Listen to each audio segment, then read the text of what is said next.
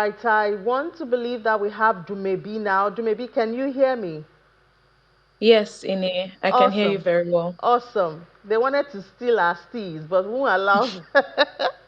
We have to talk about our refineries, maybe. And now that we're here, I don't know if there's a light of hope or everyone is just waiting and watching to see this new MOU between Nigeria and China, if it's going to bring any sort of life to our refineries.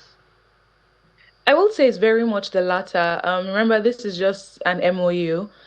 Work hasn't necessarily started, and the details of how this Chinese firm is actually going to go about this rehabilitation effort is not yet very clear. So let's just say that the fact that the conversations are happening points to the right direction, right?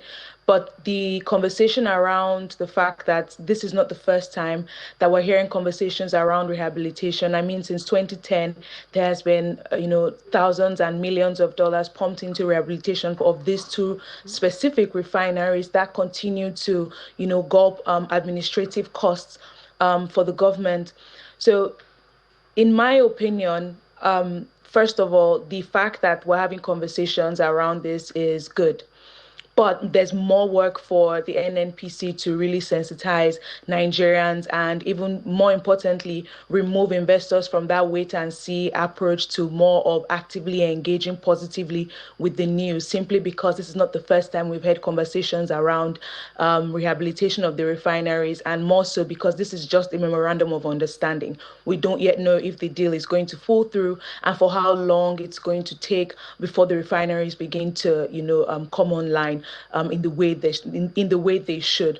But overall, I will say that assuming that this MOU pulls through and the Chinese firm actually gets to work and these refineries begin to produce refined petroleum products, the best way to explain how this would positively impact the Nigerian market, so to say, will be how we are beginning to experience some level of price discovery with Dangote Refinery coming online. There will likely be an increase in the supply of refined petroleum products. So this is more speaking into the medium and long term now. Um, if the supply increases, prices would likely remain stable because now Nigerians would not only get from domestic or state-owned refineries, but also from the Dangote refinery, and that would allow for more competitiveness in prices and, of course, an increase in supply.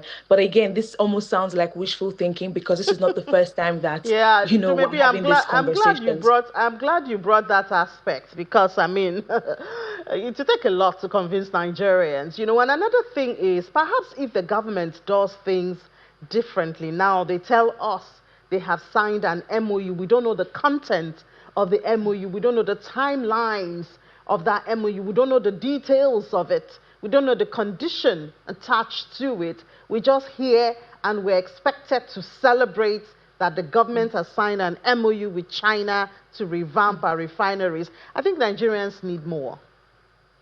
I do agree in that sentiment, simply because when you look at governance and you look at the relationship with the governed, there's a lot of transparency, there's a lot of trust that goes into conversations like this. And unfortunately, the Nigerian government hasn't done a very good job in ensuring that people are, happily sensitized about the moves that they make, the policy decisions that they make, and how it affects them.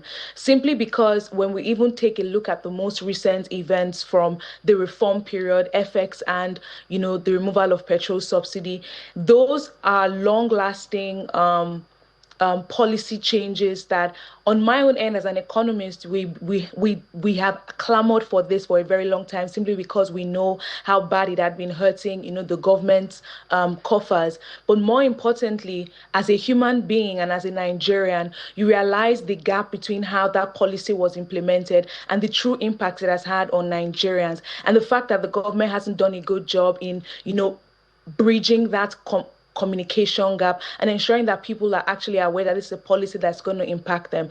And this even goes even as far as the quality of life that the our public office holders live versus how Nigerians are living. That's the biggest indicator of how wide and how deep this trust deficit between the public office holders and Nigerians have become. And not until that trust deficit is significantly bridged, I think that these conversations about Nigerians less celebrating things like this will continually be the case.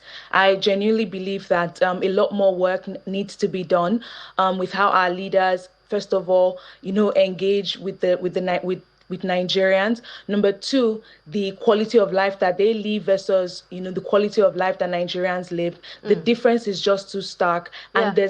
it's almost like telling a baby to believe that baby is going to be fine, and you're providing just water without feeding this baby food, Well, and you're telling the baby that you're going to do be maybe fine, if and if we can yeah. even go down, we're not so far away. We are still celebrating Dangote Refinery, but still Dangote has to be importing crude. So who says that when or if these refineries start working, would we even have the crude? Or are we going to, I think we are the net exporter or importer of crude from the United States. So who says, where is the crude that we're going to use, or we're going to start, that's battle. That will be another level of battle. So I guess when you talk about things being put in place, all of this, the raw materials, the skills, and all of that have to be thought of, before we start. We're so long away, so very long away from celebrating an MOU, because we've heard a lot of these stories before now. And there's also the issue to maybe of, I don't want to vent my anger too much, because I'm a Nigerian first before I'm a journalist, right? But I mean, we Yeah. see the UAE exiting OPEC, and then now OPEC is increasing supply from next month. So, of course, we've seen the price of crude globally surging. We know the impact. While it means more revenue for Nigerian government, it means more hardship for the people. We haven't seen a program by the government to translate some of those extra revenue to the people, unfortunately. Goes back to what you just said. But I mean, what does this mean really when we see OPEC deciding to increase their supply amidst this exits, especially the one of the UAE, which is a big one since they are the third largest supplier? I mean, it's simple price and supply and demand dynamics, I will say. So with OPEC planning to increase, supply, their aim, of course, is to try to reduce prices by increasing supply. However, when you consider that the UAE, has left OPEC, there are other countries that are also coming up and increasing their, oil production capacity. You genuinely look at it and you realize that the supply dynamics right now is a bit more uncertain. And even if supply is going to increase, as of now, the market is pricing in more heavily on the Middle Eastern conflict, and that really is the major driver of how far and how fast prices are rising. OPEC increasing supply right now might not really move the needle, especially by how much they're planning to increase supply. But when you also consider that other markets are coming online, and with the UAE leaving OPEC, there's a possibility that oil production globally could continually increase, and maybe it might somewhat move the needle tempering in tempering global prices. But Ine, I would just also like to, double down on our last conversation, which is, speaking more about, Nigerians and how all of these policies are affecting Nigerians. I think that it's a very good thing that most Nigerians are now being more open about how all of these policies are making them feel. And genuinely, I genuinely feel like it's a good place for Nigerians to be. Why? Because it forces us to now have this important dialogue, even if it might be forced, with the government, because it's extremely important that that conversation between the government with public office holders and Nigerians begins to happen, where policyholders are held more accountable for the policies that they create and how those policies affect Nigerians. Oh, Social safety nets, of course. have now become more paramount and imperative in Nigeria today. Because with each policy that we met out, that public office holders met out, we have seen that is, of course, pushing more Nigerians into, pushing more Nigerians below the poverty line. Unemployment rate is also increasing. Businesses are beginning to suffer even more. And if these conversations don't happen as quickly as possible, I do fear that an increase in social, tensions will definitely become the case for Nigeria, especially as the 2027 elections, quickly come to light. Yeah, it's good we have these conversations. Else, the politicians will just be so busy preparing for their next career, the next level of their career. But thank you so much, Dume Bioluwole, for your time, manager at Financial Derivatives Company. Thank you for having me.